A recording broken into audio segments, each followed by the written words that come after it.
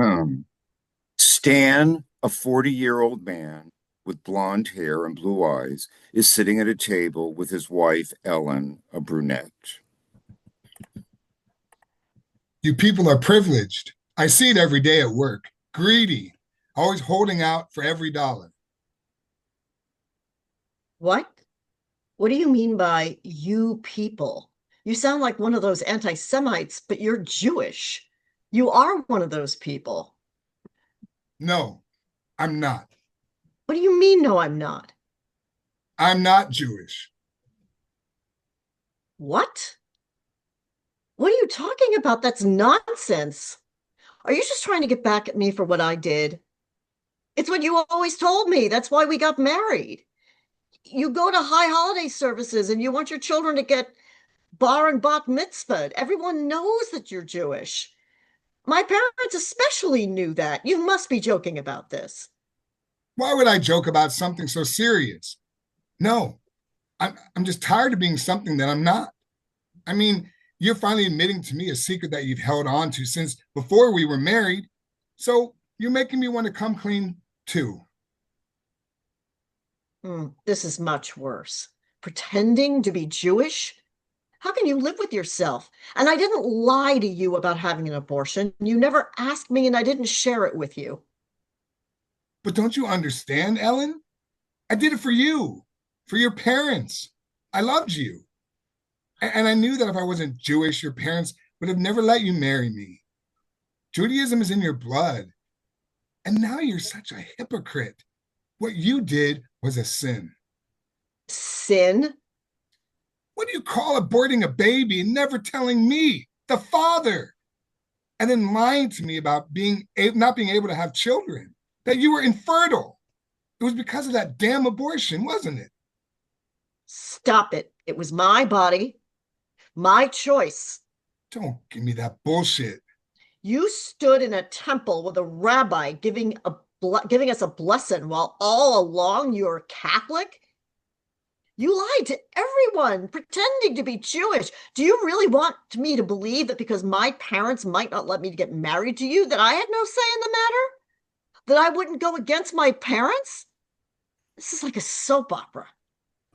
Ellen, I want to know exactly what was going on in your mind when you did what you did.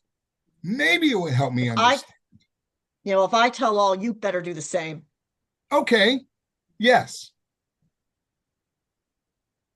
Funny, I knew almost right away when we were dating that you had gotten me pregnant. I missed my period. I felt nauseous and I started gaining weight. So it was no surprise when I took this pregnancy test. None of this bothered me. I just thought things happen. I didn't want to let this accident define my life. I didn't want you to think that I was forcing you to marry me. So it was a quick decision. Better not to tell anyone because they would want to talk me out of it. I found a doctor and I told him I wanted an abortion and it was done. No regrets. I guess as a future therapist, I could counsel myself. I didn't see any reason why I should tell you, Stan. I mean, I toyed with the idea, and periodically I would say to myself, maybe I should have told Stan. It would then have been a joint decision. But I'm not one to dwell on things. And then with Roe versus Wade getting overturned, I was becoming haunted. What would have happened if I couldn't have gotten an abortion? I don't know. I want to believe everything you're saying. I wish I could understand and just say, I forgive you. Well, now that I've bared my soul, I want to know exactly how you fooled everyone into thinking you were Jewish. Maybe if I forgive you, then you can forgive me. You have to understand. I stopped believing in God when my mother died. I was never that religious, hardly went to church.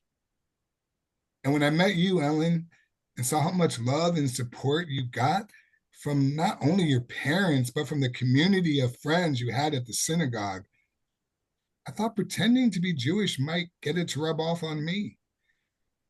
In the back of my mind, I considered converting, but it was never about believing in God. or the rituals you followed.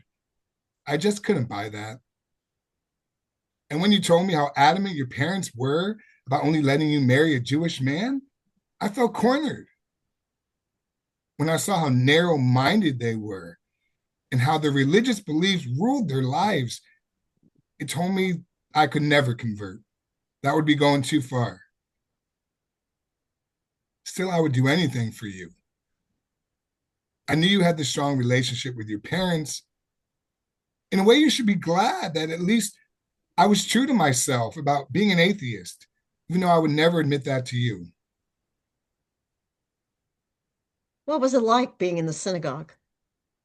I see now why you seemed a little lost during Passover Seder. You always had me run it. I think one of the most difficult aspects of my pretending had to do with the counseling we had with the rabbi before we got married. I felt so guilty when he talked about keeping a Jewish home. And you never even considered converting? I already told you how I felt about converting. It would have been too much of a commitment, and it's not quick.